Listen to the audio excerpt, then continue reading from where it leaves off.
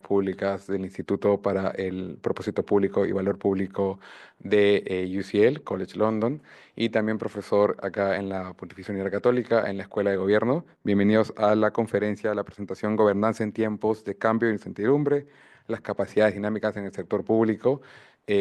Muchas gracias por atenderse, que igual un martes siempre es un día complicado, pero nos encanta que la sala los tenga ustedes como participantes.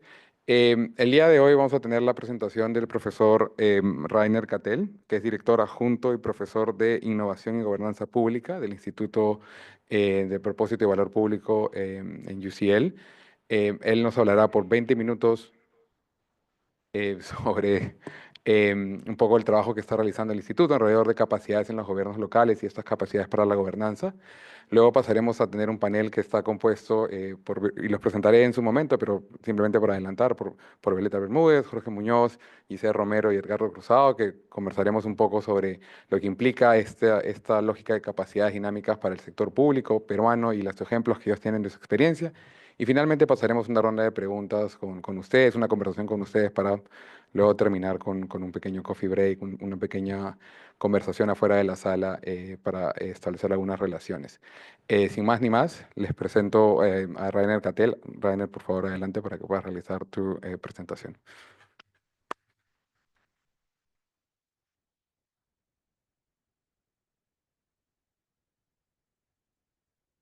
Sí, y los que necesiten para que puedan ponerse los audífonos. Oh yeah, apologies for.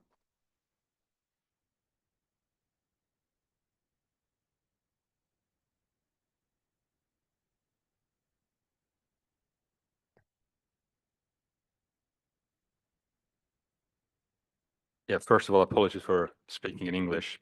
Oh yeah, that works. I wanted to have this microphone because then I can walk around a bit.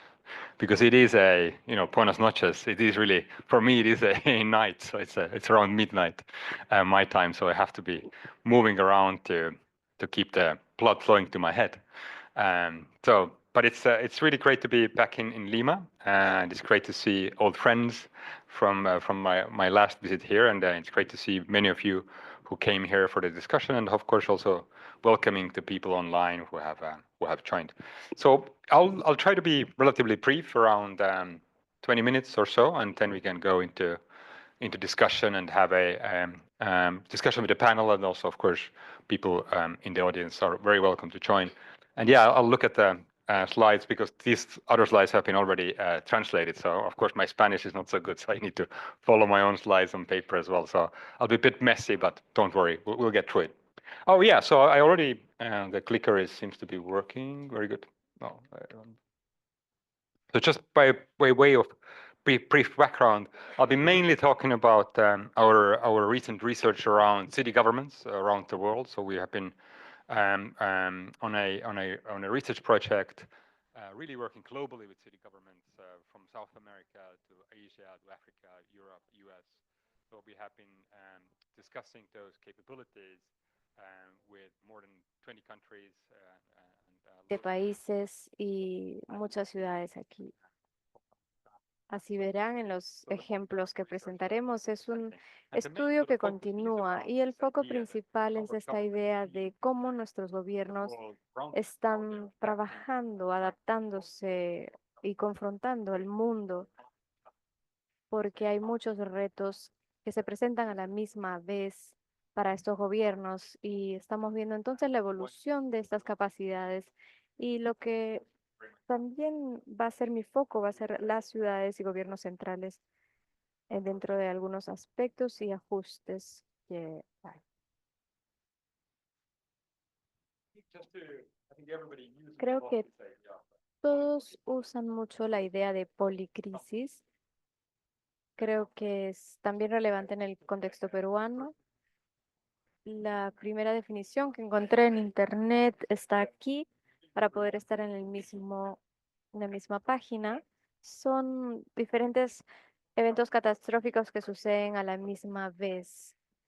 Puede ser desde la inflación por post-COVID o cambio climático, tal vez la inflación, diferentes guerras que están sucediendo, especialmente en países en desarrollo, tienen más presión porque los elementos, los productos básicos están subiendo de precio. Y por eso es interesante mirar las ciudades, ya que es donde estas crisis se encuentran y donde la población se concentra. Y aquí es donde podemos observar las crisis volviéndose reales para las personas, viendo cómo aparecen estas noticias en los periódicos, académicos están hablando sobre esto y todo esto sucediendo en la ciudad. Y a la misma vez podemos ver cómo nuestros gobiernos reaccionan ante estas crisis. Acá tenemos una cita de Kate Bingham, jefa del Grupo de Trabajo de Vacunas del Reino Unido, y creo que ustedes pueden reconocer estas actitudes o problemas que el sector público enfrenta, especialmente Perú se está enfocando en seguir las leyes, los requerimientos legales, y este ambiente es bastante restrictivo en el Perú. Entonces, esto es bastante prevalente también alrededor del mundo. No es algo negativo, también es algo positivo, pero si eso es lo único o nuestra reacción a la policrisis será muy lenta porque tenemos que trabajar a través de un proceso, que esto es bueno, pero también es un reto, pues falta el dinamismo y velocidad.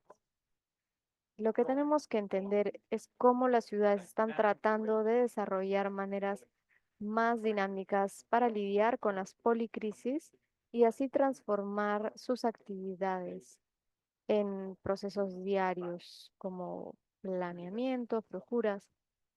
Este es el punto de partida. Y el otro punto importante, disculpen porque mi ejemplo es del Reino Unido, espero que puedan ver la diapositiva. Tal vez pueden bajar un poco estas luces del frente, mm, porque acá hay muchas citas arriba en pantalla. Bueno, del gobierno del Reino Unido hay investigaciones muy importantes sobre cómo el gobierno está actuando. 80% de las tareas más importantes del gobierno están en una situación en la que nadie sabe con certeza si el programa será exitoso o no. No hay suficiente información, no hay suficiente análisis para entender si el gobierno está siendo exitoso o no. Esto es el caso de muchas ciudades. Solo mantenemos los servicios, los sistemas corriendo porque son necesarios, por ejemplo, en educación, en bienestar, en salud. Los gobiernos mantienen una manera muy básica, muy fundamental de manejar sus servicios, más allá del éxito que tengan, porque el tema es simplemente proveer estos servicios, pero tenemos que tener un mejor entendimiento de cuán buenas son nuestros servicios y actividades. Probablemente los gobiernos no tienen mucha idea sobre este tema y están también considerando las ganancias políticas en vez de cuán bien están ofreciendo sus servicios. La política a veces es como una cascada, seguir los procedimientos, escribir documentos complicados y cada documento tiene que seguir las reglas, los procesos y se vuelve algo muy complicado. 500 páginas de lenguaje complejo y si uno no tiene nivel de educación, no puede entender estas políticas. Esto es lo que llamamos una cascada.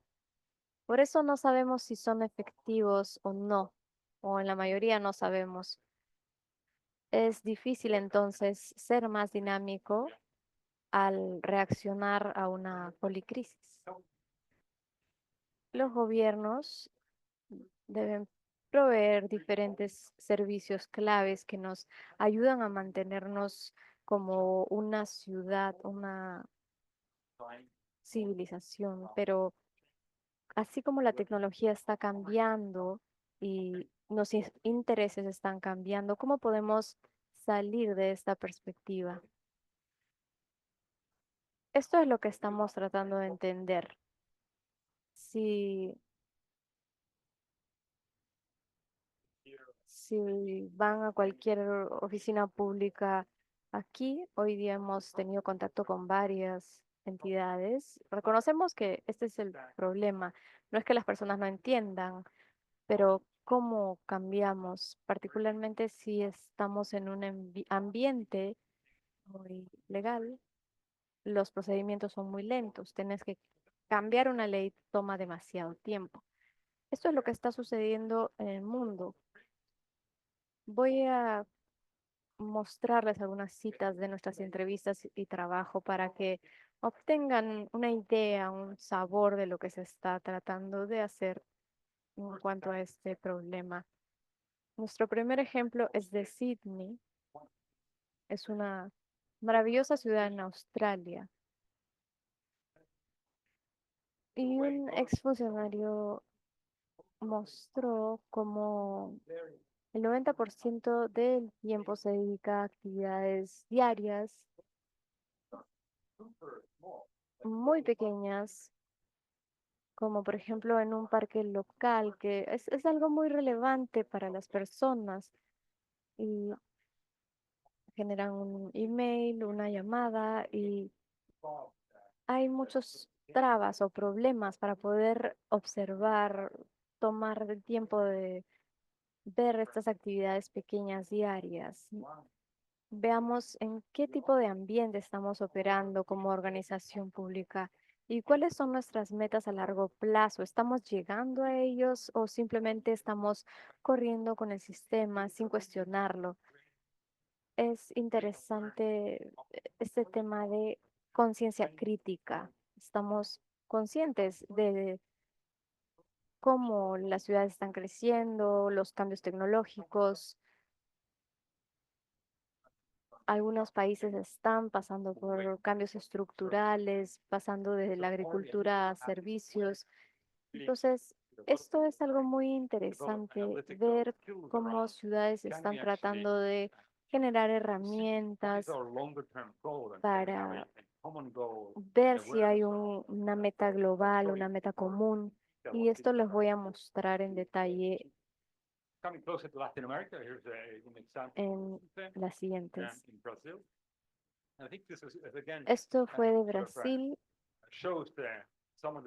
para mostrarles las actitudes que predominan en el campo, porque las organizaciones públicas están tratando de comunicarse internamente y tal vez hay que buscar a alguien que vea las nuevas políticas o las nuevas iniciativas, siguiendo siempre un procedimiento, pero en realidad deberían preguntarse qué es lo que se necesita. Estos funcionarios están más cerca de las ciudades que los gobiernos. En el gobierno estás muy cerca de los políticos, consultores, pero no estás cerca de los ciudadanos. Los ciudadanos tienen que estar también conectados, por ejemplo, a través de grupos de WhatsApp, para tener retroalimentación inmediata. Y también estamos usando nuevas metodologías que estén más enfocadas en los ciudadanos, intentando entender sus necesidades, que son cambiantes, y así tener una mirada más externa. Debemos de construir estos nexos. Esto es un ejemplo de Cape Town en el sur de África. Y es un gran ejemplo porque los gobiernos de las ciudades, como gobiernos alrededor del mundo, tienen este tema de que las cosas cambian muy rápido. Entonces uno trabaja con universidades, con compañías, y creo que es una gran idea porque trae ideas frescas, nuevas.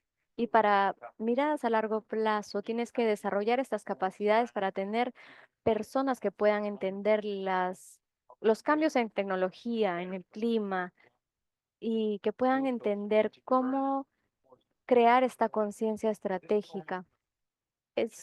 Todo el tiempo está cambiando, pero tiene que seguirle el paso con sus propios equipos. No solo puedes esperar que esto venga de servicios externos, de otros sectores. Y este es otro ejemplo de Finlandia, cerca de donde yo vivo. Yo soy de Estonia, así que hablamos básicamente el mismo idioma y estamos muy cerca. Y creo que es muy interesante los países escandinavos, en específico Finlandia, son líderes en darle la autoridad a los ciudadanos y tratar de cambiar esta idea de política en cascada, generando un nexo más cercano con los ciudadanos. Y lo han estado haciendo por 10 años. Es mucho. Son muy críticos y es interesante ver cómo podemos transformar nuestras maneras de manera para que sean más dinámicas, más ágiles.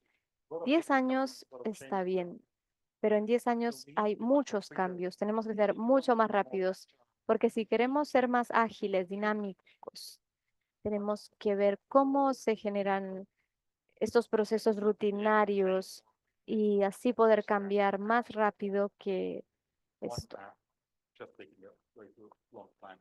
O en vez de tardarnos mucho tiempo.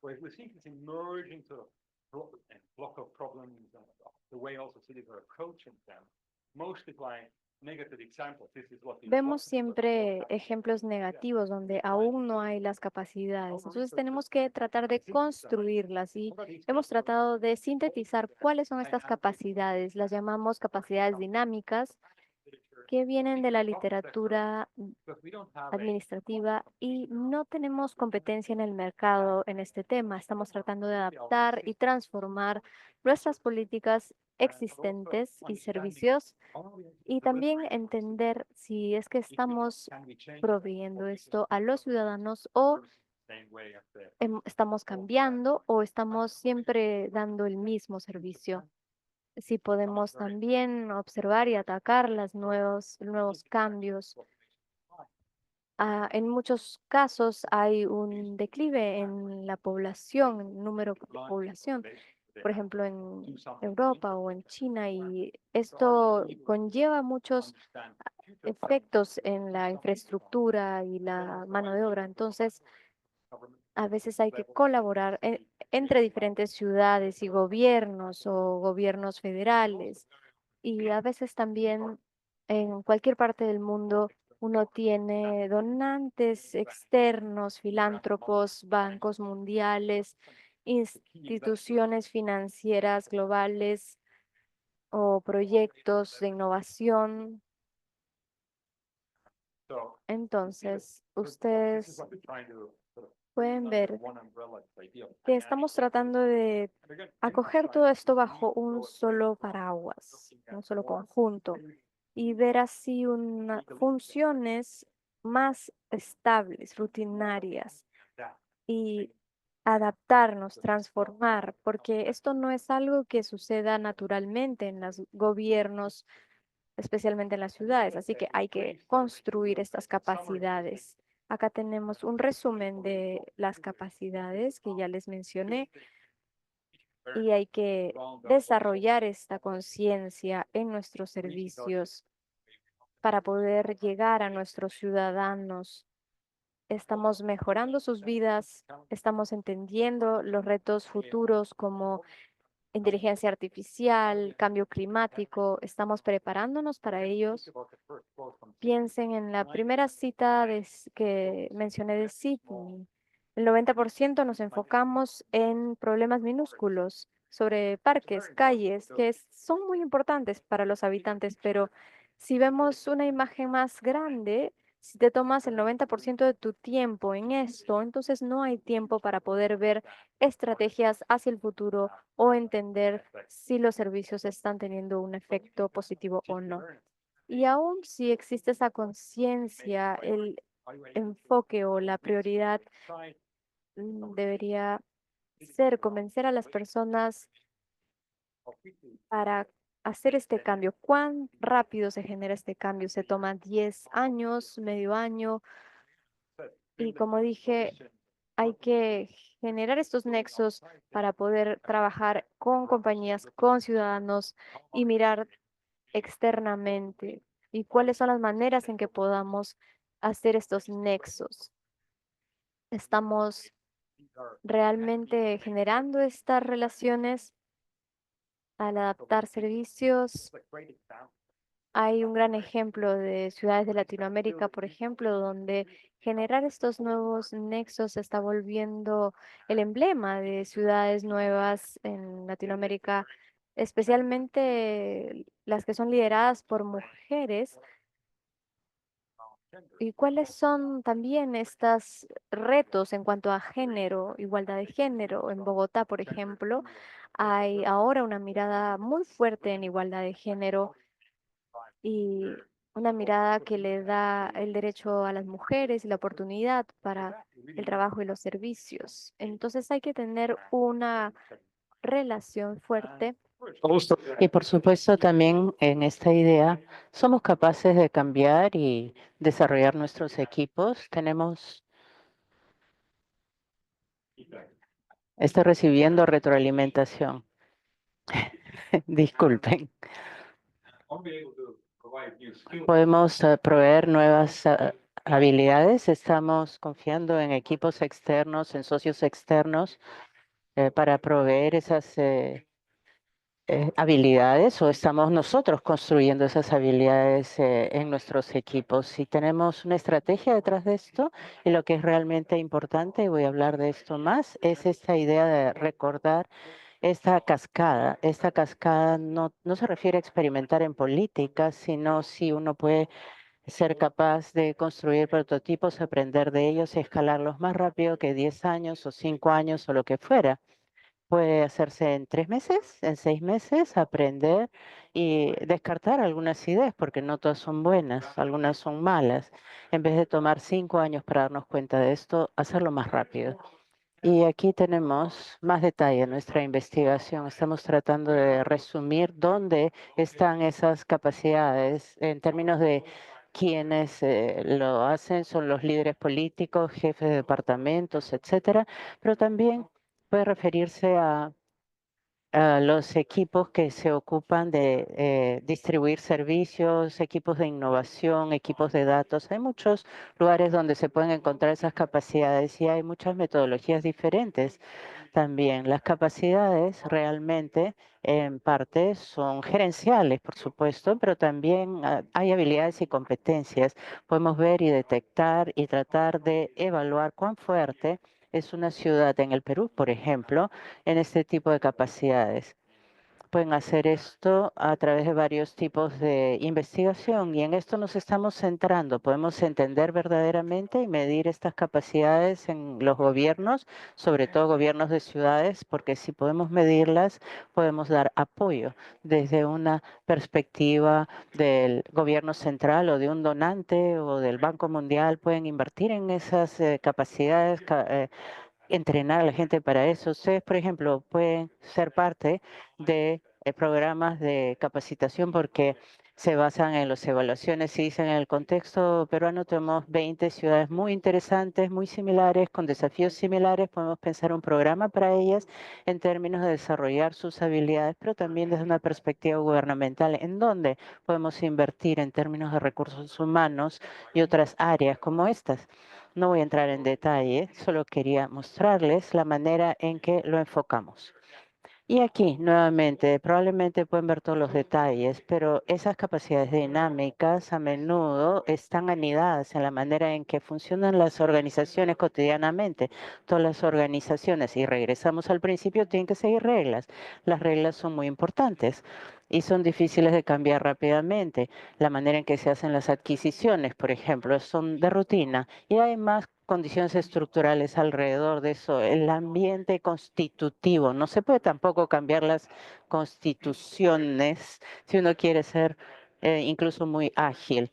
Entonces, es un entorno que se mueve muy lento y estas rutinas también son algo que no se puede cambiar de un día al siguiente, de un mes al siguiente. Hay que tomarse el tiempo, pero si ocurre la innovación, esto puede ir mucho más rápido, pueden ser días, semanas y meses, y por eso estas capacidades son difíciles de desarrollar porque se basan en el liderazgo y en capacidades gerenciales y en equipos que puedan construir esas competencias y habilidades. Pero es un mundo que se mueve muy rápido aquí. Los otros niveles son muy lentos, pero hay influencia del uno sobre el otro. Entonces, eh, quiero llegar a las conclusiones aquí sobre nuestra investigación, que es lo que estamos tratando de hacer. Estamos en la mitad de nuestro proyecto de investigación. Hemos estado trabajando en 20 ciudades mundialmente y ahora estamos entrando en una fase de pruebas. Cómo evaluamos y medimos este tipo de capacidades. Mañana en la mañana viajamos a Arequipa. Es uno de nuestros casos de prueba. Vamos a tener una sesión de mediodía hablando con el gobierno de la ciudad porque si uno tiene esta idea de las capacidades, puede fusionar en Ciudad del Cabo, Arequipa, Nueva York, en Cali, donde yo nací, en otros sitios, tiene que validarse en entornos muy diferentes. Entonces, nos interesa mucho esta visita a Arequipa. Aquí hay muchos blogs y otros libros interesantes de Mariana Matsukato y yo mismo. Esto les da mucho contexto y está en una forma corta y muy accesible. Este es nuestro equipo. Manuel es parte del equipo y acá hay mucha gente con la que estamos trabajando y que nos ayudan. Y agradecemos mucho a los que apoyan este trabajo. Si están interesados en una colaboración, si quieren formar parte de una ciudad de prueba más allá de Arequipa, Perú, estaremos muy felices de conversar. Manuel, por supuesto, es nuestra conexión local y estaremos muy contentos de escuchar esto. Y hay mucho más materiales aquí en el enlace y disculpen. Por tomar tanto tiempo. Y ahora podemos conversar.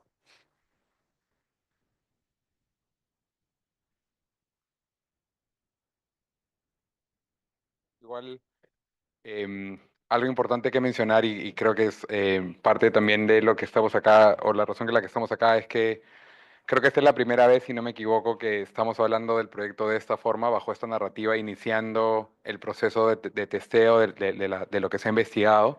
Y Arequipa va a ser la primera ciudad en realidad con la que vamos a trabajar en el mundo, ¿no? Así que eso creo que también es bastante importante y creo que es un espacio que a nosotros nos da, bueno, a mí particularmente como peruano me da bastante alegría y felicidad y orgullo, ¿no? Pero bueno. Ahora creo que también esto, y justamente por la naturaleza del evento y el proyecto, nosotros invitamos a un panel que a mí me parece espectacular y los voy a pasar a presentar uno por uno. Primero quiero invitar a la mesa a Violeta Bermúdez, que es profesora de la universidad y expresidenta del Consejo de Ministros. Adelante, por favor, Violeta. Voy a ir en orden de lo que me aparece en la pantalla, así que por favor nadie se resienta. Luego tengo a Edgardo Cruzado, que es ex viceministro de Gobernanza Territorial y actual coordinador de Relaciones Interinstitucionales del Departamento Académico de Ciencias de la Gestión de la PUC. Bastante complejo el título. Adelante, Edgardo. Luego tengo a Jorge Muñoz, ex alcalde de Lima Metropolitana y actual director de Asuntos Públicos de LLYC, Perú. Adelante, Jorge. Y finalmente, pero no menos importante, a Giselle Romero, directora de la maestría de la Escuela de Gobierno y Políticas Públicas y coordinadora de la mención en Gestión Pública de la Facultad de Gestión y Alta Dirección, que de paso es mi facultad. Un poco, como les había comentado, ahora pasamos un poco a la discusión y creo que la calidad del panel y la experiencia que tienen tanto a nivel nacional como local nos permite de cierta manera también tomarlos ustedes como unos primeros conejillos de indias, ¿no? Y testeos y reacciones sobre lo que han escuchado. En este contexto a mí me gustaría abrir con preguntarles efectivamente cuál ven que es la relevancia de este tipo de trabajos y finalmente cómo creen que podría adaptarse a una naturaleza como la del Perú. Si quieres, comienzo con Violeta, que tú estás más cerca de este lado y vamos Perfecto. yendo a los demás ¿Se escucha panelistas. perfecto? Sí, bueno, muy buenas noches. Muchas gracias por la invitación a esta mesa y muchas gracias por la presentación a Reiner. Realmente Creo que a todos los que hemos visto la presentación y que quienes hemos tenido la oportunidad de revisar los documentos con anterioridad, nos queda claro que es muy relevante para la gestión pública el índice que se está desarrollando, ¿no? Sin embargo, yo creo que es bien importante ser conscientes de que se trata de un instrumento que de ponerse en marcha en cualquier contexto, no solamente en contextos nacional, sino también en otros contextos, es una herramienta orientada a dotar a los gestores públicos de instrumentos que los ayuden a verse internamente, pero para un impacto externo, ¿no? Porque de lo que se trata es de tener una herramienta que ayude a mejorar los servicios a la ciudadanía, porque para eso están los servidores y servidoras públicas. Si bien la presentación nos dice, y van a empezar el testeo también con ciudades, con municipalidades, en este caso del Perú, me parece que la herramienta como tal puede ser de gran utilidad para los 3 niveles de gobierno. O sea, porque lo que nos está ayudando o lo que pretende hacer es ayudarnos a hacer una mejor gestión pública. Entonces, yo sí quisiera empezar destacando la importancia de una herramienta como la que se ha propuesto.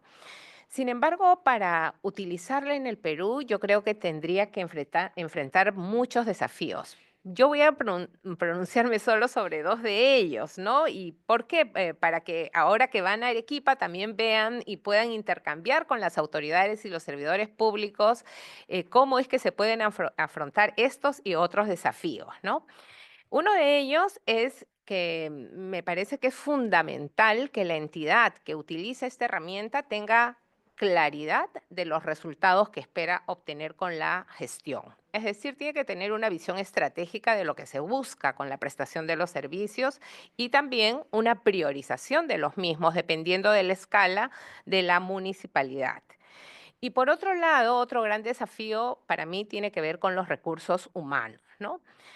El primer aspecto, y yo creo que este índice funcionaría perfecto si tuviéramos entidades que tengan una planificación estratégica o al menos una visión de los resultados a alcanzar en un periodo gubernamental. Ya no digo una mirada a largo plazo, digo al menos en un periodo gubernamental, ¿no? Entonces, las autoridades en el Perú a nivel local cambian cada 4 años y a veces antes de los 4 años, porque son vacados, en fin, o son sancionados y entonces entra quien está como teniente alcaldesa. Acá Jorge seguramente nos va a contar alguna experiencia.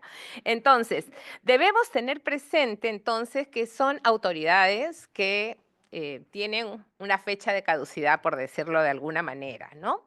Y lamentablemente, junto con ellos, también a veces se cambian las políticas, se cambian las prioridades. Entonces ingresa, a pesar de que quien ingresó en segundo lugar era de la misma lista, como tenemos un sistema de partidos políticos tan frágil, no hay una visión compartida entre los propios integrantes de una organización política, ¿no? Entonces yo veo acá un primer nudo de cómo un índice nos va a servir cuando tenemos prioridades que pueden ser mutables, ¿no? En un corto periodo de tiempo.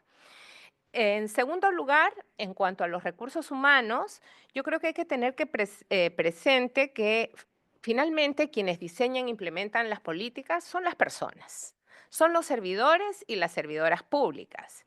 Y en nuestro país, que tenemos más de 1.400.000 servidores y servidoras públicas, lamentablemente el número que ha ingresado a lo que denominamos la carrera pública es absolutamente ínfimo, ¿no? Entonces tampoco tenemos esta expectativa de continuidad en la posición que ocupa un servidor o una servidora pública. Probablemente se va a recolocar en otra entidad porque eso también es un dato de la realidad, que los servidores y las servidoras públicas rotan de diversas entidades, pero ¿cómo vamos a hacer para la medición de las capacidades de los recursos humanos si o tenemos una movilidad tan alta, una rotación tan alta en las diferentes posiciones?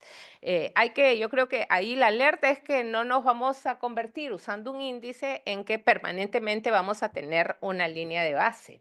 Y yo no sé si tengo un par Dale, de dale, minutos, dale. sí, porque también quiero dar algunas sugerencias, no quiero decir, o sea, he planteado estos dos problemas para que sigan investigando. Entonces, pero también, ¿cómo podemos hacer frente a estos desafíos? Porque siempre que uno identifica un problema hay que tratar de encontrar, a ver, alguna alternativa, ¿no? Entonces, yo recomendaría, ¿no? Como está en una fase de, o sea, está en construcción, que tal vez este índice solo sea aplicado, bueno, primero que sea aplicado progresivamente, evidentemente, pero que solo se aplique, en el caso peruano, en aquellas municipalidades que cuenten con una visión clara de los resultados que quieren alcanzar al término de su gestión. Ya no estoy hablando entonces de las actuales. Sin embargo, se presenta un momento de oportunidades porque en el 2026 vamos a tener cambio de autoridades de los 3 niveles de gobierno. Entonces, creo que hay un escenario que permitiría enganchar a algunas municipalidades o algunos gobiernos locales que tengan, ojalá, un plan estratégico de desarrollo, pero al menos una visión de los resultados que van a alcanzar en estos 4 años para aplicar el índice.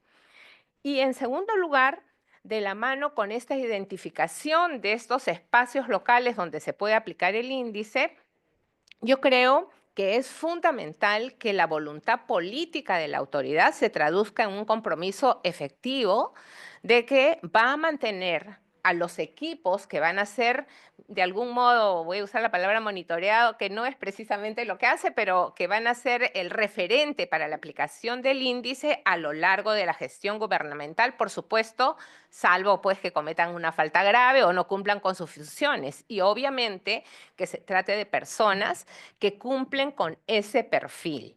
Yo hace algunos años, y con esto termino, coordiné un proyecto de la cooperación americana de USAID, el proyecto Pro Descentralización, y nosotros logramos acuerdos con más de 25 municipalidades en diversos departamentos para implementar mejoras en servicios públicos seleccionados.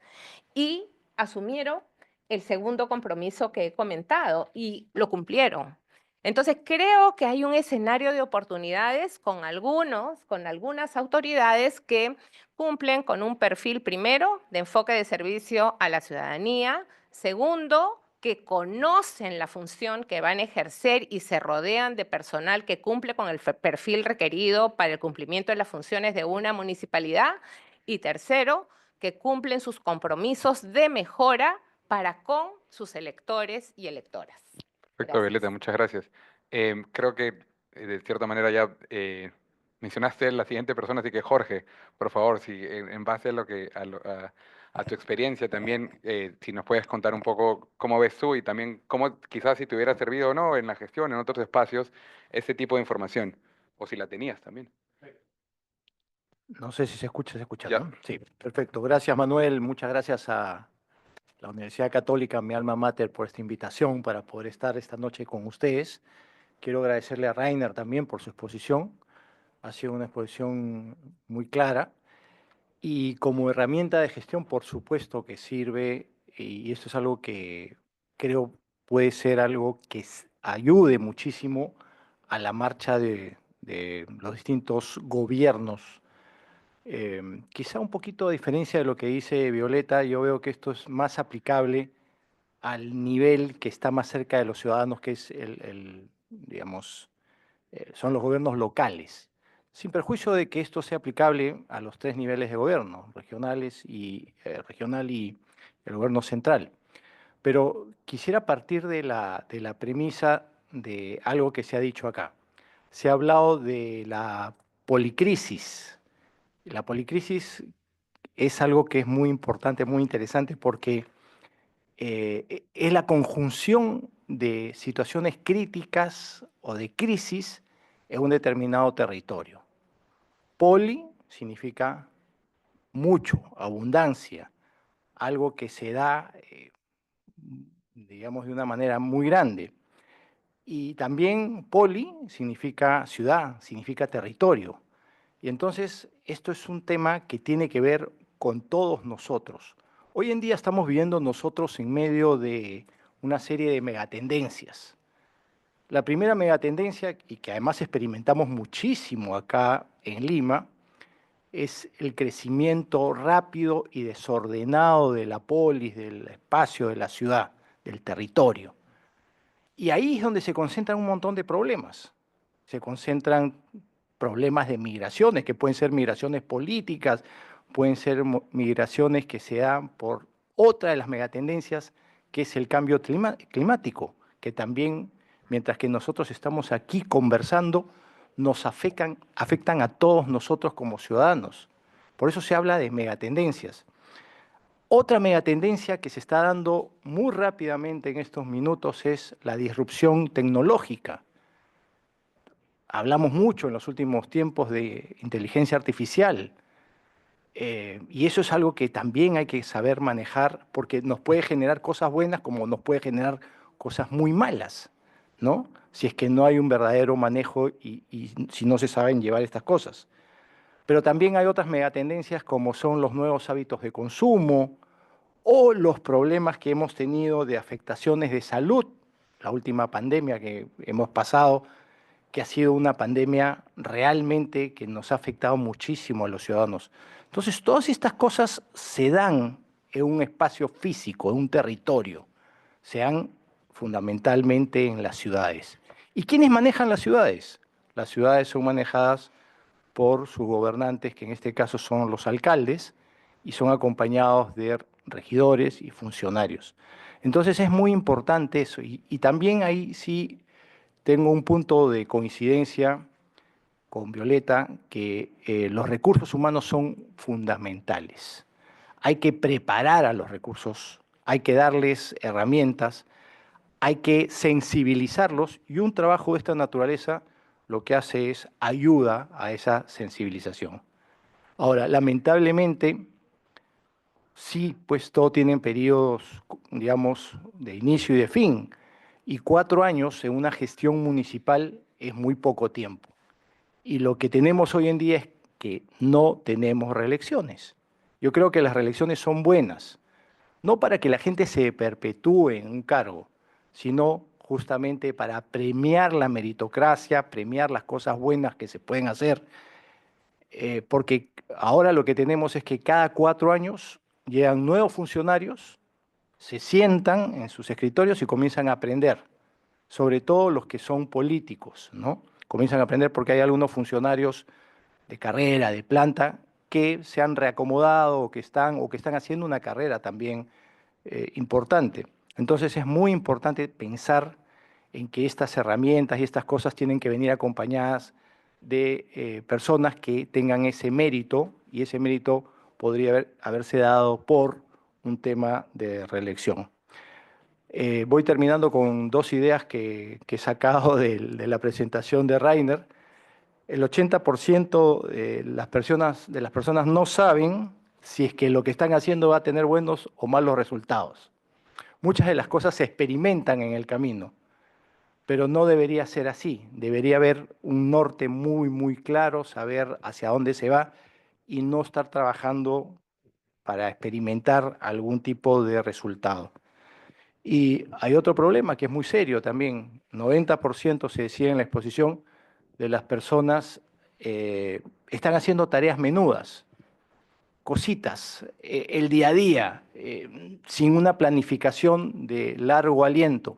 Entonces, todos los gobiernos locales, o todos los gobiernos, ya sean locales, regionales o nacional, tienen que tener políticas públicas duraderas en el tiempo y que se puedan utilizar, desarrollar y que se ponga eso siempre en beneficio del ciudadano. El ciudadano tiene que ser el eje central de cualquier decisión que se tome a nivel gubernamental. Creo que cuando el ciudadano está como eje central, los resultados van a ser los resultados que todos nosotros como ciudadanos, como seres humanos, esperamos y necesitamos. Darle a cada quien lo que le corresponde, decía Santo Tomás, la lógica tomista, ¿no? Entonces, en ese sentido, hay que buscar, primero escuchar para poder transformar en función a eso y darle al ciudadano lo que corresponde. Muchas gracias.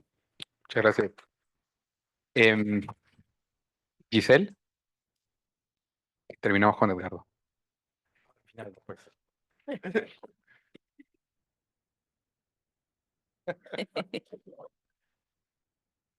Bueno, estaba, digamos, mirando la presentación de Rainer y una de las cosas que yo me preguntaba es cómo se puede construir capacidades dinámicas en contextos de fragilidad institucional, ¿no? Cuando uno mira, digamos, y no solamente les diría yo, aunque dicen que es como mal de muchos, consuelo de tontos, pero en realidad es una historia de América Latina.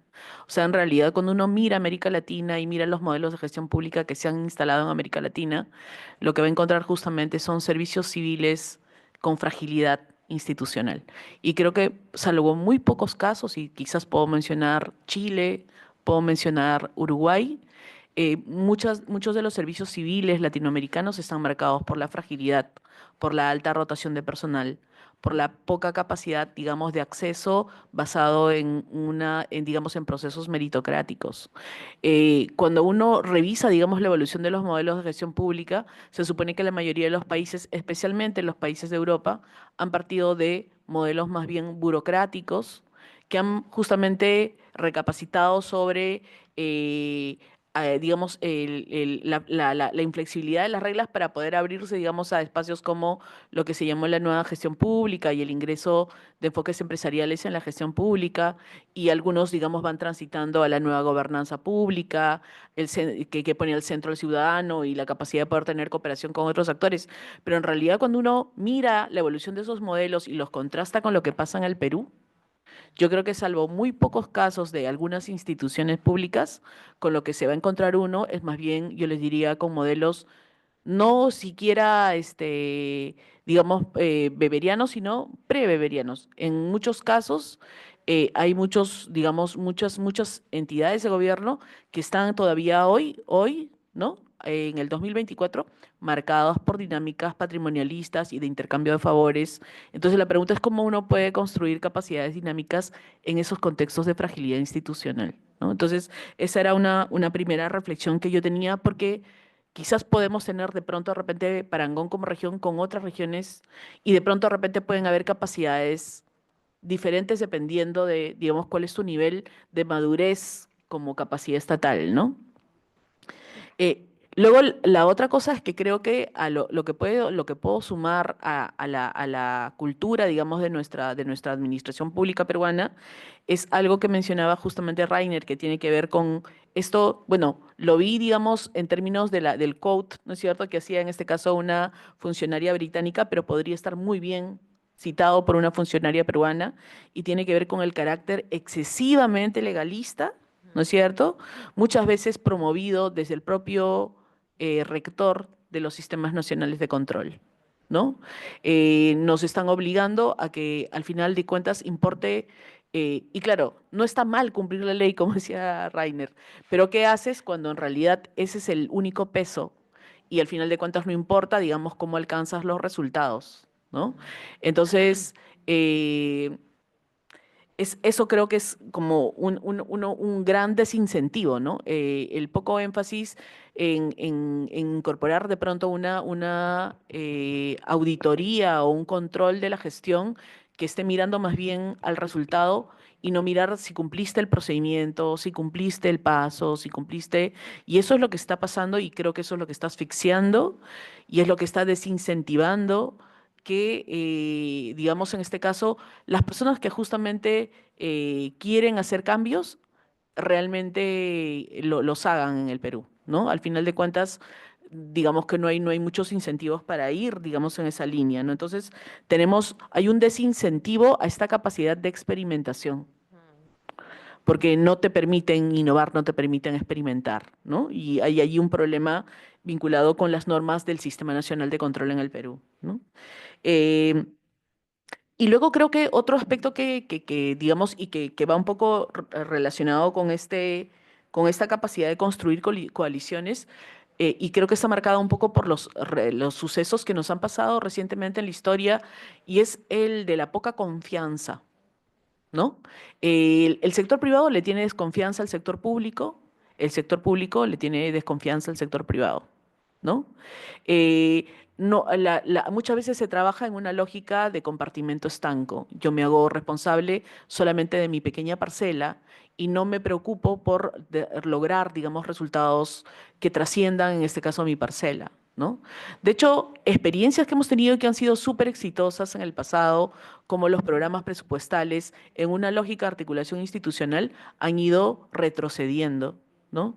El otro día estaba justamente con Mayen Ugarte en un evento de la Red de Escuelas de Administración Pública y hablábamos con Mayen antes del evento y le decía, Mayen, por favor, ya que vas a estar le he dicho, preséntate en este evento, haz sentir en efecto la presencia de Perú, porque en general, pues de Perú no se escucha mucho, porque además no escribimos mucho y yo digo, yo creo que sí hemos hecho cosas buenas, pero la sensación que tengo es que en esas cosas en las que avanzamos, en las que hemos sido reconocidos como líderes, por ejemplo, el programa presupuestal que en su momento redujo las cifras de anemia, muchos programas presupuestales, muchas iniciativas que han sido además que han salido de Perú para América Latina, son iniciativas en las que muchas veces estamos retrocediendo en una lógica, digamos, perversa de solamente mirar cómo nos pegamos a la ley y en esta lógica de desconfianza, cuando en realidad creo que si hay algo que caracteriza al sector público y a la lógica de resolver problemas públicos es que necesitamos entender la importancia de la interdependencia entre instituciones públicas, la interdependencia con el sector privado y es la única forma de avanzar y resolver problemas públicos complejos, ¿no? Creo que ahí me quedo. Perfecto. Muchas gracias, Giselle. Edgardo. Gracias, Manuel. Estamos varios abogados, ¿no? Entonces, acá somos la minoría, Rey. Digo, para un poco hacer el contexto que nos decía Giselle de lo normativo y un poco lo parte de la creación, ¿no? Yo cuando leí un poquito el documento, como dice Violeta, nos permitieron verlo un poquito antes, además tenemos un poco la idea de los componentes de lo que está en el índice, ¿no? Esos 5 elementos que nos mostraba Reiner en su exposición, ¿no? Esta idea de la conciencia estratégica, la adaptación a los enfoques, la construcción de coaliciones, la idea de transformación de los equipos y la idea de aprendizajes e incorporación de la experiencia, ¿no? Es un poco los 5 elementos que nos presenta y luego nos presentaba esta idea de que uno tiene que tener un conjunto de capacidades estructurales y que son necesarias primero, ¿no? Algunos elementos mínimos de formación, de quizás marco institucional, como nos dice Giselle, y al mismo tiempo uno debería tener unos elementos específicos de posibilidades de cambio, ¿no? De aprendizajes. Y entonces, y eso nos lleva recién a las capacidades dinámicas. Mi primera reflexión tiene que ver con algo que capaz Reiner luego puedes dar una segunda vuelta en la presentación, y es que parecería ser que es muy difícil que uno pueda encontrar en una entidad pública que es capaz de innovar y que es capaz de reaccionar sin tener los 5 al mismo tiempo, ¿no? Es como que sin tener la posibilidad de tener la posibilidad de hacer coaliciones políticas, pero al mismo tiempo tener la capacidad de generar aprendizajes y al mismo tiempo la capacidad de aprender, es muy complejo que pueda suceder algo distinto si no tienes las 5 cosas, ¿no? Y entonces mi primer elemento ahí tiene que ver con que esto que es una nueva, y lo conversábamos un poco con los panelistas y con Reiner y con Manuel en una conversación previa, es súper interesante verlo que no es un reto solo del caso peruano, sino que es espectacular verlo que es un reto de los ingleses, es un reto de varias ciudades que nos han mostrado en términos de que hay algo que es nuevo en las características que tenemos que enfrentar, y es esto que Reiner nos dice específicamente, que es cada vez tenemos más amenazas de vulnerabilidad, como bien lo ha dicho Jorge, hacia el corto plazo, ¿no? Hay un conjunto de retos nuevos que nos están mostrando que hay que ver cómo lo vamos enfrentando específicamente. Y entonces yo ahí un poco para no ser tan pesimista, digamos, ¿no? Me he quedado con la idea de qué es lo que sí funciona en estas medidas, ¿no? Como nos decía un poco Violeta, ¿no? O sea, qué es lo que en la práctica uno puede pensar que esto lo activa, ¿no? Yo creo que un primer gran debate sí creo que es la escala, ¿no? soy de la opinión como Violeta de que uno puede encontrar diferentes elementos de política pública, tanto a nivel nacional como a nivel local, donde uno puede encontrar la necesidad de aplicar este tipo de prácticas, pero creo que la organización del Estado y la manera en la que uno piense la implementación de las políticas públicas sí es relevante, o sea, la escala es relevante, ¿no? Y hay problemas que se solucionan a la escala local y hay problemas que requieren, como bien dice el índice, que coordinación en lo nacional, ¿no? Es verdad que los resultados de los ciudadanos normalmente uno lo encuentra en espacios concretos, específicos, ¿no? Pero hay que identificar esos objetivos y las habilidades para identificar esos objetivos, que está en una de los elementos de estas capacidades, esta fineza para identificar no solo lo que es prioritario, sino sobre todo además lo que le cambia la vida al ciudadano y lo que puedes construir para hacer alianzas políticas, creo que me lleva al segundo elemento, ¿no? El primer elemento es esta idea de la escala es importante, el diseño y creo que ahí la manera en que organizamos el Estado, llamémoslo descentralización, llamémoslo coordinación entre gobiernos, es central. Y lo segundo es si es los liderazgos, ¿no? Creo que la construcción, y más allá de las personas, que estoy completamente de acuerdo con Jorge y con Violeta de que es muy importante la autoridad, el alcalde, el funcionario, pero creo que en realidad uno podría traducirlo eso como el líder, ¿no? Uno puede encontrar varios espacios de líder donde no necesariamente es una autoridad electa, pero hay que construir unos espacios de liderazgo. En algunos casos puede ser hasta un mismo privado, pero esta posibilidad de construir consensos y de tener líderes es central. Y quiero, solo para nuevamente pensar en qué es lo que sí gatilla esto, qué es lo que activa estos procesos de aprendizaje, eh, creo que lo que nos muestra Reiner, y es un poco lo que quizás hay que retomar en el proceso político, es poder identificar claramente el problema en el ciudadano, ¿no? O sea, que eso que queremos cambiar en el ciudadano, eso que queremos construir, que queremos responder sobre los ciudadanos. Y solo tengo dos apreciaciones que creo que van un poco en la línea de un poco lo que también dice Giselle, ¿no? Si uno tiene una claridad en lo que quiere conseguir, creo que es muy importante el detalle de cómo lo vas consiguiendo, ¿no? O sea, no puedes pensar, tienes que tener clara la meta a la que quieres llegar, pero creo que el proceso de construcción para llegar a esa meta es lo que nos tocaría ver cómo podemos medir. Entonces, el índice de capacidades no solo es un resultado, sino en realidad es un proceso de construcción, ¿no? Entonces es un primer gran desafío, cómo hacemos ese proceso de construcción, y creo que ahí lo principal va a ser aterrizar a si se puede identificar esos objetivos, las herramientas que nos pueden llevar y cómo se implementa. Y lo segundo es algo que no vi en la presentación, se habla un poco de los recursos humanos, pero creo que un tema central es el tipo de formación que hacemos para la gestión pública, ¿no? Nosotros hacemos con Giselle somos parte de un departamento de gestión, ¿no? Que tiene donde Manuel es parte de nuestros egresados, ¿no? De primera promoción, nos dice siempre. No es nuestra culpa, ¿eh? Manuel ya era así antes. Pero la reflexión es que necesitamos una formación de gestores públicos, ¿no?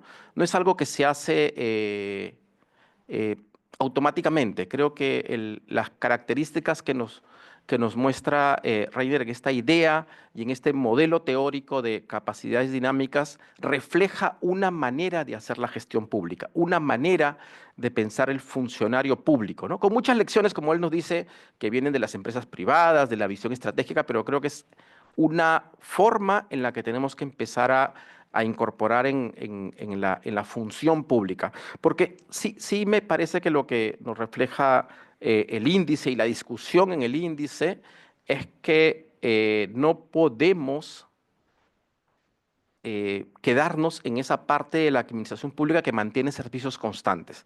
Tenemos que pensar en un tipo de administración pública que, frente a las debilidades institucionales que nos muestra Giselle, los cambios políticos y un conjunto de retos que se tienen que enfrentar, tiene que tener un mecanismo y un conjunto de herramientas que permitan reaccionar adecuadamente a esos objetivos. Y si luego nos va a dar un tiempo, hablo de ejemplos. Así para es. después. Y justamente, muchas gracias, Edgardo. Gracias también por la mención. Eh, eh, Antes de pasar de repente a las palabras de reflexión de Rainer en base a los comentarios, creo que sería bueno continuar con la conversación y preguntarles efectivamente en su experiencia dónde han visto manifestaciones de estas capacidades o no. ¿No? Y ahí sí les pediría simplemente por un tema de tiempo mantenerlo algo de 3, 2 minutos, el ejemplo. No hay problema, pero voy ahora con el orden inverso, entonces comienzo con Giselle por ese lado. A ver, Giselle, unas anécdotas o experiencias donde efectivamente hayas visto este tipo de capacidades o la necesidad de este tipo de capacidades. A ver, en el contexto de la pandemia, nosotros con mi colega acá que está justo presente, Juan Carlos Rivero, con Brenda López y con los integrantes de del grupo de investigación INGOP, desarrollamos una investigación sobre la resiliencia organizacional de las unidades de gestión educativa local en el Perú. Y entonces aplicamos unas encuestas a como 500 directivos de las unidades de gestión educativa local de Perú. Y lo que estábamos en este caso midiendo era justamente cuál era la relación entre la resiliencia organizacional, que digamos, varios de los elementos que están en el índice de capacidades dinámicas se relacionan muy bien con este marco teórico de la resiliencia organizacional. La resiliencia organizacional, de nuevo, tiene que ver con esta capacidad de las organizaciones de poder mirar, o sea, tiene que ver con esta conciencia estratégica, ¿no es cierto? De mirar, anticiparse a las crisis, ¿no es cierto? Luego afrontarlas, por supuesto, cuando ocurren y luego también sobreponerse, ¿no? Entonces, digamos que era como que todo este elemento y habían una serie de elementos que justamente contribuían a factores que contribuían a la resiliencia de las organizaciones. Por ejemplo, el hacer coaliciones con actores del sector privado al interior, no trabajar en compartimentos estancos, que hubieran, digamos, liderazgo, que hubiera innovación. O sea, en varios de los elementos, yo les diría, de este marco teórico de resiliencia, de hecho, conversan muy bien con el marco de capacidades dinámicas. Entonces, nosotros hicimos esa encuesta y luego también queríamos relacionar si había algún tipo de relación de este índice de resiliencia y del nivel alcanzado por estas UGELs con las capacidades y las acciones de respuesta que habían hecho durante el COVID. Y encontramos algunas cosas, voy a decirlo así como súper rapidito, varias cosas interesantes. Las UGELs, que eran las UGELs que enfrentaban más desafíos, tanto en lo operativo, porque no tenían como mayores recursos, y las UGELs que estaban en, digamos, en territorios geográficos que las retaban, eran las que tenían mayor capacidad de resiliencia. Es interesante cómo, digamos, el afrontar, digamos, ese tipo de situaciones o vivir de manera permanente, digamos, en ese tipo de contextos, hacía que ellas, digamos, desarrollaran ese tipo de capacidades, lo que hacía que puntuaran, digamos, mejor en el índice de resiliencia. Ese fue un hallazgo bien interesante. Y el otro hallazgo interesante, porque no lo habíamos visto desde el inicio, era que las UGELs que estaban dirigidas por mujeres, eran las que tenían mayores números de respuesta y de hecho nos hizo preguntarnos sobre si los liderazgos femeninos, los liderazgos de las mujeres, eran, digamos, y esos estilos de liderazgo que a veces como que no se ha sabido promover, porque muchas veces a veces se promueve que el liderazgo de una mujer sea, digamos, yo creo que hay estilos de liderazgo en las mujeres y en los hombres, y hay algunos estilos de liderazgo que en este caso predominan en las mujeres y que eran liderazgos que servían mucho para los contextos de crisis, de adversidad, que yo creo que justamente conversan muy bien también con estas capacidades dinámicas ante contextos de incertidumbre y de cambio. Perfecto, muchas gracias. Pasemos de repente ahora a Edgardo. Perfecto. Solo quiero manifestar dos ejemplos, que es cuando me puse a pensar qué funciona y qué no funciona, ¿no? Entonces tengo uno que funcionó. Y es que, claro, ahora todo el mundo hablamos de APPs, de obras por impuestos y esas cosas, pero hace muchos años justo nos vamos a Arequipa mañana, ¿no? Entonces, Arequipa es una de las ciudades que tiene mejor oferta de agua hoy y tiene que ver con una planta grande, sobredimensionada en esa época, pero que es hecha entre posesión público y privada, ¿no? Cuando hablábamos poco de eso, y entonces, claro, si uno se remonta a ese año, y supongo que haber sido, no le he preguntado bien, mañana lo analizaremos, pero supongo que es el profesor Guillén, ¿no? Antiguo alcalde de Arequipa, entonces claro, es una operación que no se hizo en los marcos de lo esperable, era lo que no se hacía, ¿no? Entonces, creo que es ejemplos de cosas que han funcionado. Y el segundo que quería mencionar, para no quedarme con agua potable, es Violeta lo he visto varias veces y creo que tenemos varios casos donde un alcalde y una autoridad logra, por ejemplo, hacer temas de abastecimiento. Estoy pensando en Carlos López, un alcalde en Morropón, que logró generar un sistema, siempre nuestros sistemas de vaso de leche y de protección social son un gran reto, no son muy sencillos, implican mucho desgaste político, y la manera que consiguió fue una alianza con productores de leche fresca, y eso permitió mejorar no solo la producción, sino sobre todo la selección de beneficiarios y ese tipo de elementos, y creo que es un segundo elemento que no se permite, que es muy difícil, que es complicadísimo, más fácil es comprar leche en tarro, pero creo que esos procedimientos administrativos. Y el tercero que quiero hacer es uno donde no funciona. Porque no me quería quedar solo con los positivos, ¿no? Nosotros creemos hace muchos años que es muy importante tener gas en las casas, sobre todo por la temperatura, por el uso de una energía más limpia que la típica de quema de digamos, de petróleo, ¿no? De fósiles, fósiles más convencionales como el petróleo y sobre por costo. Entonces, hace como unos 15 años tenemos un punto de gas natural en las puertas de Huamanga, ¿no? El Estado peruano ha construido una derivación de gas a las puertas de Huamanga, ¿no? Está lista, está la válvula, está todo, la pagamos porque hay que pagar un servicio de mantenimiento de todo eso, entonces lo pagamos hace 15 años, el sistema de control verifica que hayamos pagado la factura todos los meses, pero ahí está, no se usa, ¿no? Es un ejemplo donde no se ha creado ese elemento de innovación adicional que aproveche un activo que si uno mirara todo lo que cuesta la factura mensual diría hay que utilizarla, ¿no? Entonces creo que ejemplos en nuestra realidad de casos que se han hecho y casos que no se han hecho, hay muchos, pero creo que quisiera regresar a la última reflexión de Jorge, ¿no? Sí creo que eso pasa en casos concretos, ¿no? Hay que encontrar esos casos concretos y encontrar los elementos que generan el cambio específico, ¿no? Soy un convencido de que cuando uno esté en Huamanga y vea todos los días esa pequeña toma que no se utiliza, es cuando uno se acuerda, ¿no? Desde Lima es muy difícil que te acuerdes de Piura, que yo soy piurano, tampoco me acordaría, pero lo ideal es que la autoridad que está ahí, ese que está ahí al costado, lo vea todos los días y todos los días se pregunte por qué no llevo eso a mi comunidad, ¿no? Gracias, Edgardo. Jorge. Bien. Gracias de nuevo. Se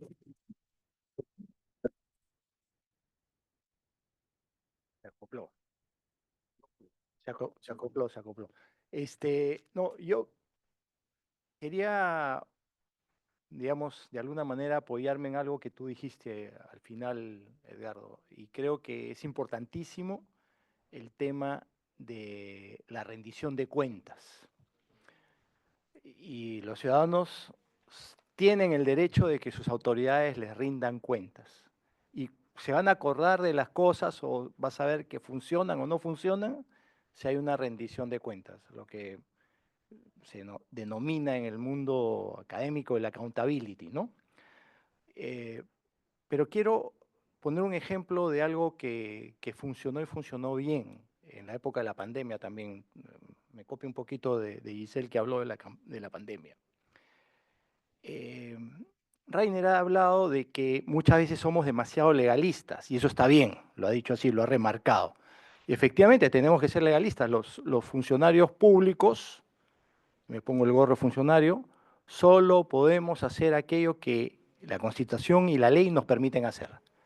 A diferencia del ciudadano común y corriente que puede hacer todo lo que no esté prohibido por la ley, ¿no es cierto? Es al revés. Muy bien. Pero eso a veces nos lleva pues a estas cosas demasiado legalistas y que no nos salimos de la caja. Yo lo que quiero rescatar un poco de la exposición es que tenemos que salirnos de la caja, pensar fuera de la caja, pero con el respeto de la norma, ¿no? Y entonces en la época de la pandemia, y este es el ejemplo que quiero poner, nosotros trabajamos el tema de la casa de todos. Recogimos a muchas personas de las calles que eran desvalidos y los llevamos a un espacio como era la Plaza de Toros de Hacho. Y ahí le dimos un cuidado, la cobija del caso, y se les protegió, se les llevó, y después se hizo una casa definitiva. Pero lamentablemente, como muchas cosas que pasan en este país, esa casa definitiva fue desactivada por la actual gestión. Entonces, ahí hay una reflexión que es que las cosas que caminan, que funcionan, deben continuar. Y no hay que tener el complejo del primer hombre en la tierra. Es decir, no soy yo el primero que hizo algo, sino que hay cosas que vienen de atrás y que hay que poder utilizar las cosas y construir sobre lo construido. La Casa de Todos funcionó y fue muy positiva, pero además hubo una serie de retos en ese momento donde todos estábamos muy asustados, no sabíamos qué pasaba, se experimentaban cosas, se retrocedía y también habían necesidades que el Estado no había podido cumplir, como por ejemplo, ¿se acuerdan ustedes que no había oxígeno medicinal? Se pusieron 4 plantas de producción de oxígeno medicinal también. Se colaboró con las autoridades sanitarias. La autoridad sanitaria en el Perú es el Ministerio de Salud y las municipalidades no son autoridades sanitarias, pero pueden colaborar y ahí viene la parte pertinente de las alianzas.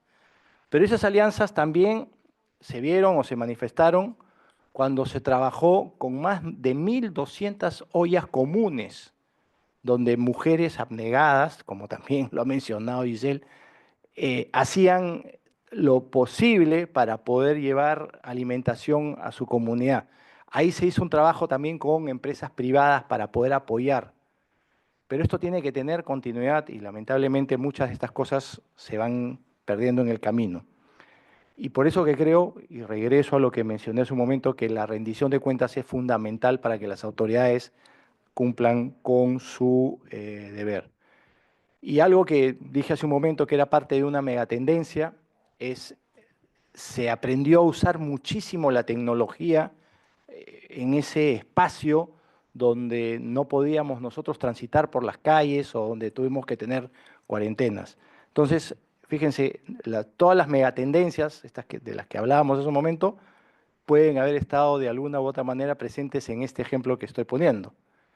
Y son ejemplos buenos, positivos, satisfactorios, sobre todo de compromiso de cara a las personas o a los ciudadanos, que como dije hace un momento, tienen que ser el eje central de cualquier acción que nosotros tomemos o decidamos si nos tocan ser funcionarios. Gracias. Gracias, Jorge. Violeta.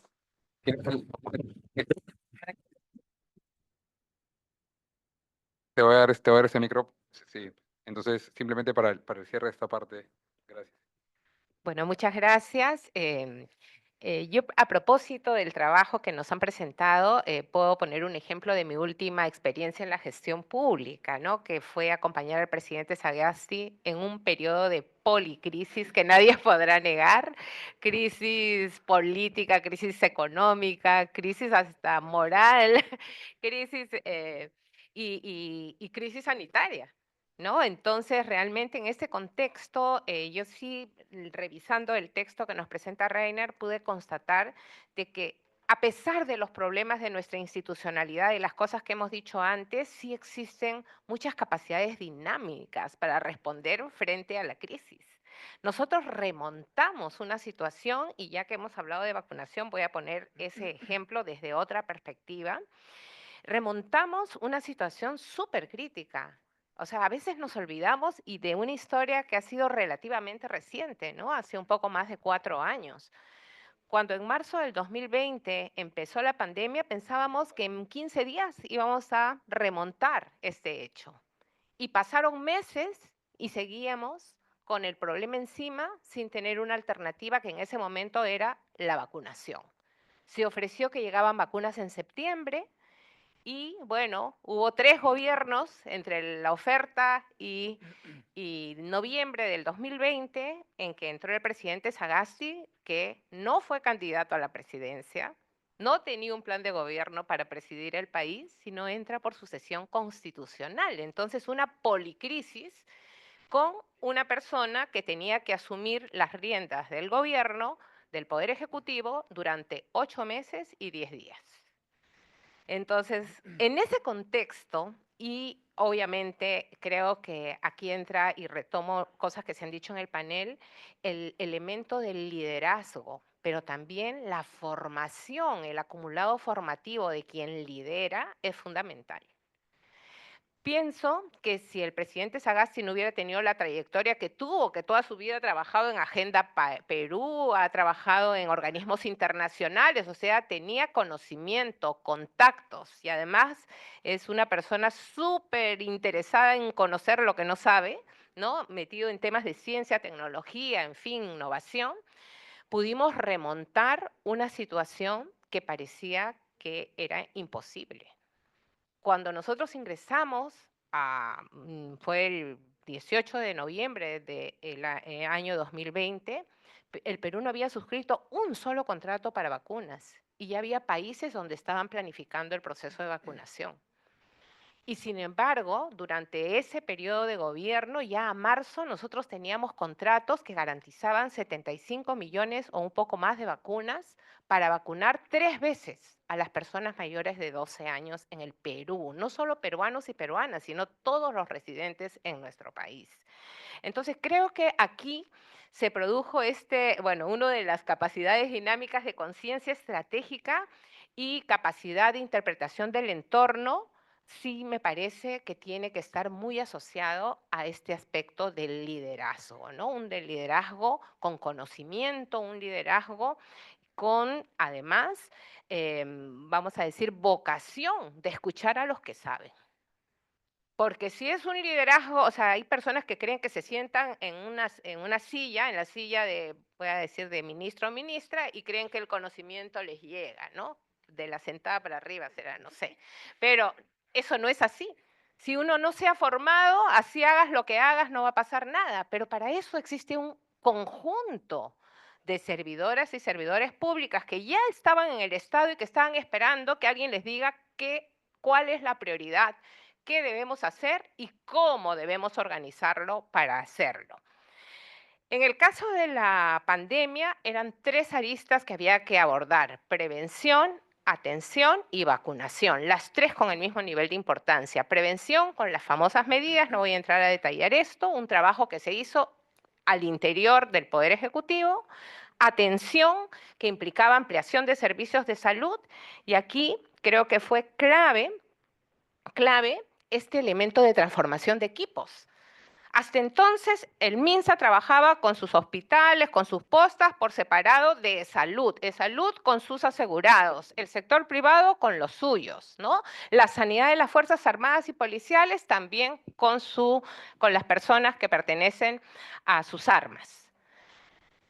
Medida adoptada. Todos trabajamos para todos. No necesitamos cambiar en ese caso ninguna norma. Simplemente sentarlos, como decía el presidente, ponlos en una sala, cierra la puerta y que se pongan de acuerdo. Y así fue. Se pusieron de acuerdo porque el objetivo común es todos atendemos a todos, ojo, y preparando la vacunación, y Jorge nos acompañó también en uno de los grupos de trabajo, es todos vacunamos a todos. Hubo una clínica del sector privado que quiso sacar la vuelta a esto y solo vacunar a sus afiliados.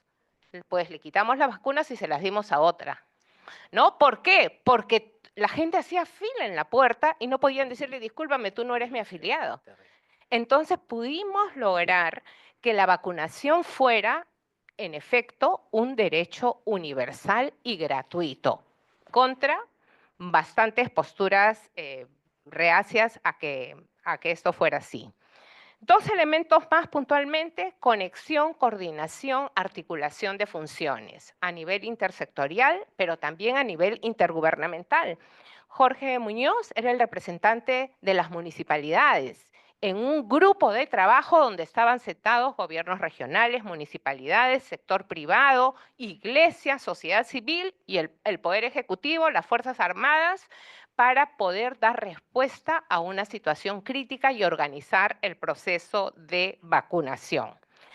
Y finalmente, algo que me parece muy relevante de estas capacidades dinámicas, los aprendizajes.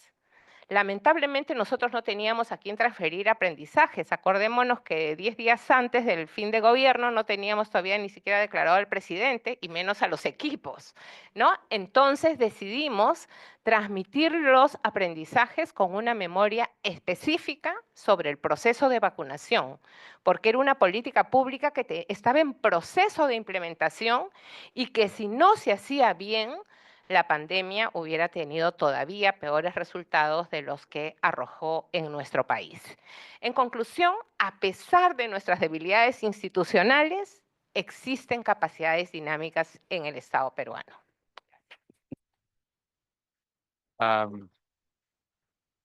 Rainer, ahora you now have the challenge to be extremely brief. So good luck with that. Extremely. Yeah, thank you very much. Yeah, I think we are almost out of time, so I'll be Vamos a I'll be super terminar, quick. entonces seré muy rápido.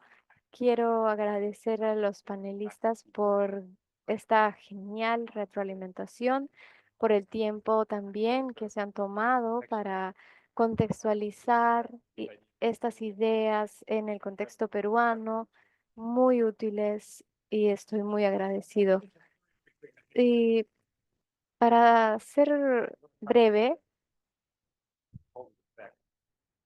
el efecto del COVID en las ciudades fue bastante corto. Durante la pandemia tuvimos esas capacidades, pero no pudimos retener, como Violeta mencionó, esta manera de trabajar. Solo tratábamos de poner a todo el mundo en una sala y que encuentren las respuestas. Eso no solo pasó acá en Perú, sino en todo el mundo.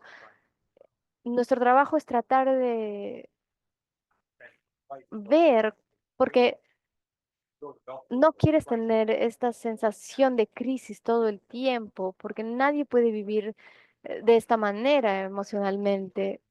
Y trabajamos con muchos gobiernos en políticas industriales, no solo sobre la pandemia, y vemos este tema de enfocarnos en la misión y las personas no pueden entrar en esta dinámica todo el tiempo. Se tiene que también manejar los niveles de conexión de las personas.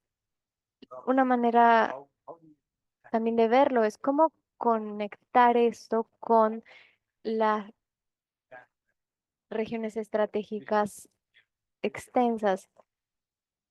Todos mencionaron que, y es algo importante, cómo estos planes estratégicos entran, pero hay que elevar este aspecto de capacidades. Creo que hay algo,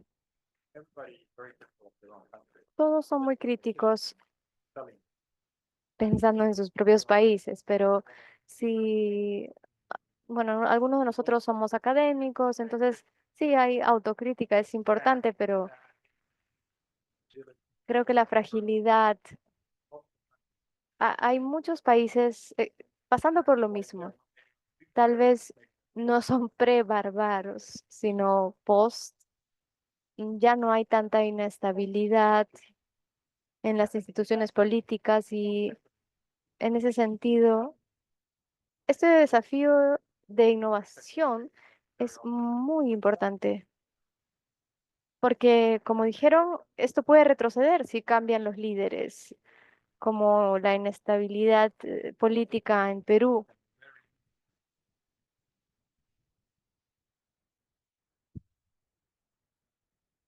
Porque no tiene las mismas dinámicas que los sectores privados como tecnología, mercados. Entonces creo que todos los países tienen esta dinámica también.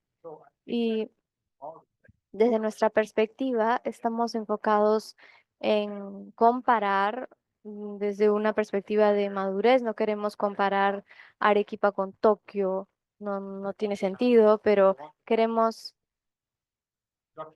y aquí es donde estas capacidades estructurales hacen sentido. Tenemos mucha investigación sobre ciudades semejantes y así se puede trabajar con situaciones similares también y observar los modelos de madurez de cada una.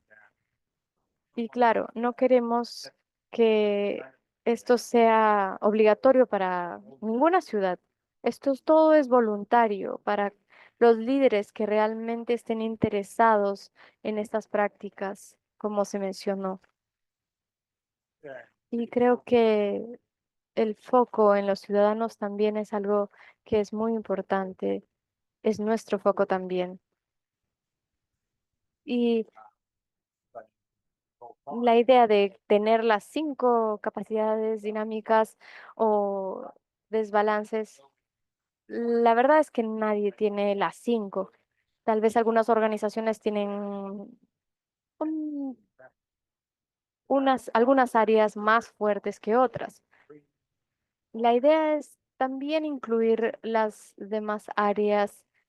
Por ejemplo, en Brasil tiene un equipo de información muy importante y ellos educan a otros equipos, que no solo se trata también de data, sino también sobre la relación con los ciudadanos. Entonces, las capacidades empiezan a enraizarse en las organizaciones y si tienen otras alternativas, también es genial. Así que hay esas maneras de construir capacidades y maneras de tener prácticas comunes en las ciudades y nuestras universidades pueden jugar un gran rol en este tema de educación. Y quiero parar aquí porque ya terminamos con el tiempo, pero estoy muy agradecido con todos por su tiempo y atención. Muchas gracias.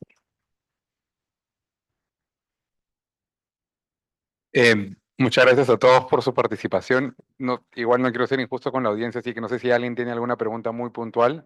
2 personas. El panel, Tienes que hablar al micro para la traducción. fui coordinador en la época del señor Muñoz, coordinador de las juntas vecinales de Cercado de Lima de la Policía Nacional, en el cual vimos la primera problema que vimos con la inmigración venezolana que hubo en el Cercado de Lima, y fue la primera muerte en Lima. Y eso se lo dije justamente en una exposición tal como usted nos brindaba, porque realmente le tengo que reconocer lo que es correcto, ¿no? Pero, ahí está el pero, que hay unas cosas que indudablemente al ciudadano no se le brindaba y a las 10 comisarías de Lima Metropolitana no brindó usted en esa oportunidad el apoyo correspondiente logístico que mandaba el Ministerio de Economía y Finanzas al gobierno regional y a la Municipalidad de Lima. Después que usted se retiró, recién pudimos tener ese apoyo. Discúlpeme que sea en esta presentación, diga y manifieste. La doctora Violeta, la conozco, la he escuchado muchas veces, el trabajo, felicitaciones, y con el trabajo correspondiente a don Jorge, disculpe, la pregunta es, ¿qué es que se le, como lo ha manifestado el exponente, darle la debida importancia al ciudadano? Y eso es lo que mayormente no se le da. Se olvidan los políticos al subir ya al diestra y se olvidan totalmente. Indudablemente, el alcalde, don Jorge, sí nos ha dado. En estos momentos ya cambiaron las perspectivas y los políticos ya no se acuerdan del ciudadano. Disculpen eso. Muchas gracias. Buenas noches, saluda Fernando Eslava.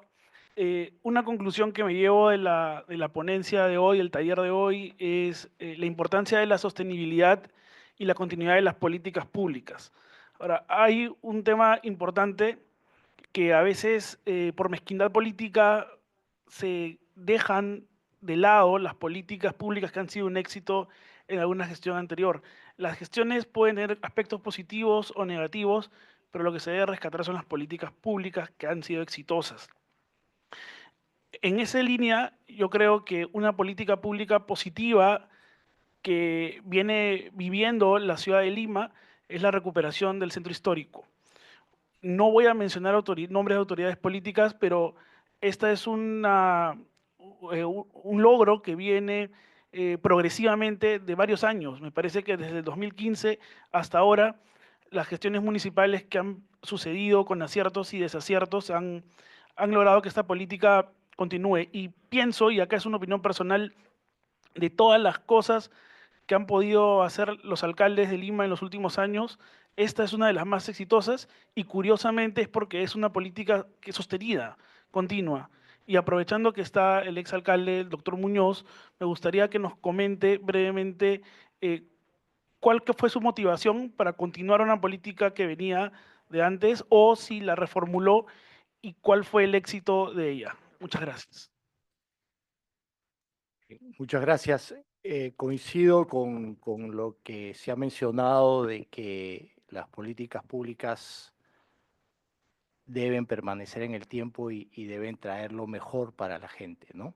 En este caso, este ejemplo que se ha puesto es realmente un ejemplo, valga la redundancia, de lo que se debe hacer. En el año 2008, más o menos, si mal no recuerdo, UNESCO desarrolló algunas ideas que tenían que ver con un tema que había pasado desapercibido durante casi 60 años, es decir, ponerle un énfasis a la recuperación del centro histórico, con ciertos intentos importantes, como por ejemplo lo trabajado, lo hecho por Alberto Andrade en algún momento, pero que no se habían terminado de empaquetar, digamos, como una política pública, ¿no? En el año 2010 hay un impulso muy grande y así esto continúa con algunos intentos diferentes, y esto tenía que poderse, utilizar un término muy simple y muy sencillo, empaquetar en una norma, en una ordenanza. Se luchó muchísimo porque no fue fácil que en el año 2019 se pudiese plasmar esto en una ordenanza municipal, una ordenanza metropolitana. Eso está, han habido intentos importantes, cosas logradas antes de la ordenanza, pero la ordenanza, vamos a decir, es como un punto de quiebre y que ha traído buenos resultados, sobre todo aprovechando una coyuntura como fue la coyuntura de la pandemia, donde el espacio público se buscó que sea recuperado para los ciudadanos. Y uno de los ejes importantísimos de la recuperación del centro histórico tiene que ver con la peatonalización de las calles, justamente para que la gente, y eso vino como consecuencia de que pudimos reinsertarnos en nuestras actividades, que el ciudadano pueda utilizar las calles como un peatón caminando o utilizando medios alternativos como eran las bicicletas. Si nos vamos al Jirón Tacna, por ejemplo, ahí hay una ciclovía que se usa muchísimo. Esa ciclovía no existía antes de la pandemia y de este impulso que se hizo de recuperación del centro histórico. Hoy en día, yo soy ciclista, voy bastante por ahí, me encuentro con los ciclistas que usan este espacio y que se han apropiado del espacio. Gracias a Dios, todas estas cosas de alguna u otra manera han continuado y hay algo que le ha dado una fuerza a que esto continúe, que se institucionalizó a un grupo de personas que han trabajado, que son arquitectos responsables y con un compromiso en lo que es ProLima. Y eso ha ido caminando y va a seguir caminando. Hace algunos días atrás, en otra conferencia, alguien me preguntaba por qué la importancia de tener un centro histórico recuperado. Y yo comentaba, y con esto termino para no alargarme, que eso es como el corazón del cuerpo. En la medida en que uno tenga un centro histórico fuerte, robusto, va a tener un buen corazón para el resto del cuerpo. Y el resto del cuerpo comienza a mejorar también. Todos creo que conocemos de alguna manera la teoría de las ventanas rotas y que se pueden resumir de la siguiente manera muy rápidamente. Un sitio bien cuidado va a generar cuidados favorables para los ciudadanos. Un sitio mal cuidado genera un deterioro y comienza a deteriorarse todavía más. Entonces, por eso la importancia de este plan de recuperación del centro histórico, ¿no? Muchas gracias. Gracias a todos ustedes por su participación, gracias a los panelistas, gracias Rainer, de verdad ha sido un honor tenerlos a todos ustedes. Va a haber un coffee, no sé si es un coffee break, un tea break de repente por la hora, no tomen, para que puedan dormir, por favor, así que acompáñenos afuera y hacemos una foto del panel. Si el panel, por favor, con su vacuna cada uno. Tres vacunas. Okay. So much, everybody. Thank you, Rainer. Thank you. Yeah, I brilliant. enjoy very much your Yeah. lecture. Excellent feedback, Giselle, as well. Really nice. No me había enterado. Claro, I'm almost filled my notebook. I didn't hear one.